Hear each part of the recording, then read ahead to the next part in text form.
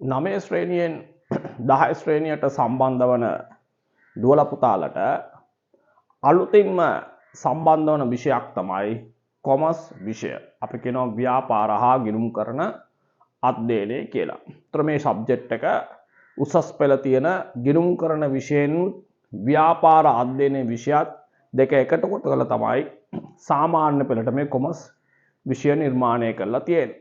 ඉතින් අපේ පන්තියේ සමස්ත වැඩපිළිවෙල තමයි අපි වාට කතා කරන්න හදන්නේ 9 වසරෙන් 10 ශ්‍රේණියට එන ළමයි.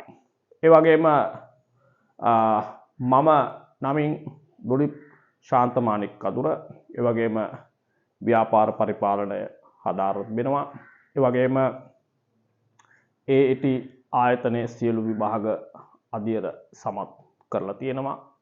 ඒ වගේම උසස් පෙළ ගිණුම්කරණය සහ ආර්ථික විද්‍යාව විෂය වසර 15ක් විතර උගන්වම ගුරුවරයෙක්. ඒ වගේම මේ සාමාන්‍ය පෙළත් කොමර්ස් විෂය ධාරාව අපි උගන්වීම් කටයුතු කරනවා. ඉතින් අපි ඒ තමයි මම ගැන කෙටියෙන් දැන් අපි බලමු මේ 10 ශ්‍රේණිය කොමර්ස් සබ්ජෙක්ට් එක ගත්තම පුතා මේකේ පාඩම් 12ක් තියෙනවා. මේ පාඩම් 12 එම් පාඩම් 3ක් ව්‍යාපාර අධ්‍යයනයේ පාඩම් විදියට තියෙනවා. ඊතුරු පාඩම් 9 ගිණුම් කරන පාඩම් තියෙනවා. ඉතින් අපේ පන්තියට වා සම්බන්ධ වෙනවා නම් අපේ වැඩපිළිවෙල ගැන ඔබ දැනුවත් වෙන්න ඕන.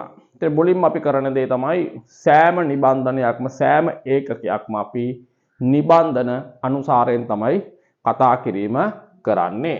ඒතර ඔයාට 10 ශ්‍රේණියට අදාළව අපි මෙන්න මේ ආකාරයේ නිබන්ධන ලබා දෙනවා පාඩමෙන් පාඩමට. તો 10 ශ්‍රේණියට පාඩම් නිබන්ධන 12ක් තියෙනවා. මේ ආකාරයේ නිබන්ධන ඔයාට ලබා දීමක් කරනවා. ඒ වගේම තමයි අපි පළවෙනියෙන්ම කරන වැඩේ තමයි සිලබස් කවරේජ් එක. කියන්නේ වාගේ ඒ ටර්ම් එකට අදාළ වන පාඩම් ටික ඒ ටර්ම් එකට මාස සති දෙකකට හෝ මාසයකට කලින් අපි මේ වැඩ ටික අවසන් කරනවා නිබන්ධන හරහා. ඒ වගේම අපේ ඒ පාඩම් ඉවර වෙනකොට ඒ පාඩමට අදාළව පාස් ක්වෙස්චන් අපේ දෙවෙනි ප්‍රෝග්‍රෑම් එක කරනවා. ඒකට වෙනම නිබන්ධන ඉන්නේ පාඩමෙන් පාඩමට පසුගිය අවසර 10ක පසුගිය විභාග ප්‍රශ්න MCQ EQ ප්‍රශ්න සියල්ල ඇතුළත් පාස් ක්වෙස්චන් ප්‍රෝග්‍රෑම් එක අපි කතා කරනවා. ඒ වගේම තමයි අපි දන්නවා විභාගෙදී විභාග ප්‍රශ්න විතරක් පුරුදු වුණාට ප්‍රමාණවත් මදි.